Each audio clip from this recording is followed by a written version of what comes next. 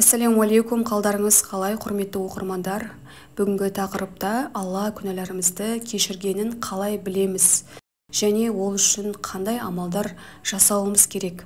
Осы жайында тақырып қозғалатын болады. Ол үшін алдымен каналға тіркеліп, лайк басып, пікір қалдыра кетіңіз. Біз қашанда Алла тағаланың жәрдемінен, мейірімінен үміттіміз. Біз құлшылық жасағанда Алланың разылығы үшін жасаймыз. Оны қабыл алмау тек Алла тағаланың ғана құзырында. Сол сияқты жасаған күнәларымыз үшін Алладан кешірім сұраймыз. Бұл да оның қалауымен болатын нәрсе. Ол біздің күнәларымызды кешіруге уәде беруші. Ал Алла сіздің күнәңізді кешіргенін қалай білуге болады? Тәубе еткен адам күнә жасамаған адаммен тең. Жер бетінде 7 миллиард адам бар десек, әр қайсысының әр түрлі деңгейде кішігірім болсын, үлкен болсын жасаған күнәлары бар, Пайғамбарымыз оған Алланың игілігі мен сәлемі болсын хадисінде: егер сендер күнә істемесеңдер, Алла сендерді жоқ етіп, күнә істейтін әрі оған тәубе ететін қауымды жарататын еді деген болатын. Күнә жасаған жүректен Алладан кешірім сұрап, тәубеге келген жүрек жақсырақ. Аса мейірімді. Алла тәубе етушінің тәубесін әр қашан және әр уақытта қабылдайды. Сондықтан ешкім күнәлары қандай үлкен болса да тәубе ету мүмкіншілігін назарсыз қалдырмасын.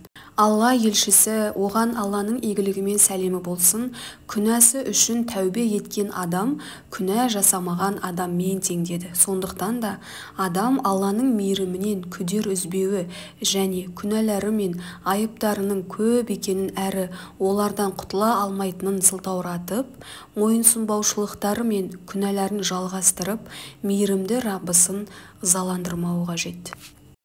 Алладан кешірім сұрап, тәубе етуші адамның ризығы артып, дүниесіне береке бітеді, әрі ол адамның перзенті болмаса, Алла оған перзент береді. Бірде Хасан әл-Басриге, оған Алла разы болсын, бір дихан келіп, жерінің құнарсыз әрі өнімсіздігіне шағымданған екен. Сонда ол кісі Алладан кешірім сұра деп насихат айтады. Келесі кісі өзінің кедейлігін айтып шағымданған екен. Хасан әл-Басри оған да Алладан кешірім сұра дейді. Үшінші кісі өзінің перзентсіз екенін айтып шағым түсіреді. Сонда ғалым оған да Алладан кешірім сұра дейді. Кім тәубе етсе жамандықтарын жақсылықтарға ауыстырады. Алла тағала мені кешірмейді деп үмітсіздікке босқа бой алдырмаңыз. Алла тағала сабырлық сақтап, өзінен үміт үзбеген құлдарын жақсы көреді. Себебі Алла көп нәрсеге кешірім етеді. Әбу Хурайра, оған Алла разы болсын, мына бір жүрек сыздатар оқиғаны жеткізген еді. Бір күні жаныма бір әйел келді. Сөйтті де: мен зина күнәсін жасадым. Одан туған баланы өлтіріп тастадым. Енді мен үшін тәубе етуге мүмкіндік бар ма деді. Жоқ, сенің тәубең енді қабыл болмайды дедім. Әлгі әйел: әй сорлы басым-ай, сонда менің шынында да тозаққа күйу үшін жаралғаным ба деп еңкілдеп жылап қоя берді. Жылап үйіне қайтты. Ертесіне болған жайдың бәрін Алла елшісіне, оған Алланың игілігімен сәлемі болсын, түгел жеткіздім. Сонда пайғамбарымыз, оған Алланың игілігімен сәлемі болсын, қабағын шытып: сен не істеп қойғаныңды білесің бе? Сен Құрандағы мына аятты оқып жүрген жоқсың ба деп Фурқан сүресінің аяттарын оқып берген екен. Мен дереу әлгі әйелді тауып алып, осы аятты оқып бердім. Әйел маған шығатын қақпаны көрсетіп берген Аллаға шүкір деп сәждеге бас қойды. Міне бұл оқиға ислам дінінде Алладан кешірім тілеп тәубеге келудің қаншалықты маңызды екенін білдіреді. Сіздің адамдарға жасаған жақсылығыңызды, зұлымдықтарыңызды Алла тағала біледі. Біз қандай сөз айтсақ та, қандай дұрыс болсын, бұрыс болсын амал жасасақ та, ертең оның алдында сұраламыз. Алайда жасаған күнәларыңыз үшін дер кезінде тәубеңізге келіп, Алла тағаладан кешірім сұрай біліңіз. Көбірек Аллаға тәубе етіңіз. Біз күн сайын Алладан бір емес 1000 рет кешірім тілеуге мәжбүрміз. Алла тағала бізді өзінің кешірген құлдарынан болуды нәсіп еткей. Қаншалықты көпірден басқа да үлкен күнә істейтіндерге демеу керек болса да, күнәларды жалғастырған адамның уақыт өте жүрегі қараяды. Харамдарды істегенде қынжылмайтын болады. Иманы да әлсіреп бір күні толығымен сөнуі де мүмкін. Күнә істеген адам дүниеде және ақыретте де үлкен қиыншылықтарға тап болады. Күнә істегенде жүректе бір қара дақ пайда болады. Егер тәубе етілсе, ол дақ өшеді. Күнә істеу жалғасатын болса, ол дақ үлкейіп, жүректі толығымен қаптайды.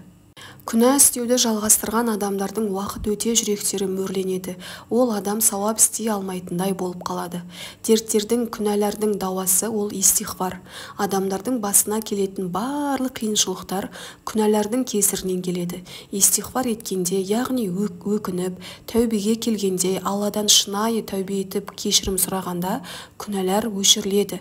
Өзін күнәлардан қорғамайтын адамды Алла тағала дүние мен ақыретте пәлекеттерден қорғамайды. Күнәдан сақтануға талпынатын болсақ, Алла тағала да бізге жәрдем береді. Күнәға мән бермейтін болсақ, пәлекеттерден де құтыла алмайтын боламыз. Адам істеген күнәларының кесірінен ризығынан мақрұм қалады. Күнә істейтін адамның табысында да берекет болмайды. Өмірі қиындықтардың арасына өтеді. Сондықтан да қандай бір кішігірім болсын, үлкен болсын күнә жасап қойған болсақ, Алладан ешқашан үмітімізді үзбей, оған қайтадан оның мейірімінен болатын сондай кешірімді сезініп, Аллаға қайтадан тәубе ету, үнемі истихфар айтып жүру, үнемі Алладан кешірім сұрау. Бір күнә жасап қойған болсақ, артынан уақытты ұзартпай, дереу намаз оқып, болмаса күнәмізден кешірім сұрау және тәубеге келу. Аллах тағала теңіздің көбігіндей болса да күнәларды кешіруші, ол өте мейірімді. Сондықтан да Аллах тағаладан Алланың жәрдемі арқылы біздің күнәларымызды кешіруін сұраймыз. Аллах тағала әрбіріміздің біліп-білмей жасырын жария істелінген күнәларымызды кешіріп, тәубелерімізді қабыл етіп, әрбіріміздің өмірімізге берекесін бергей.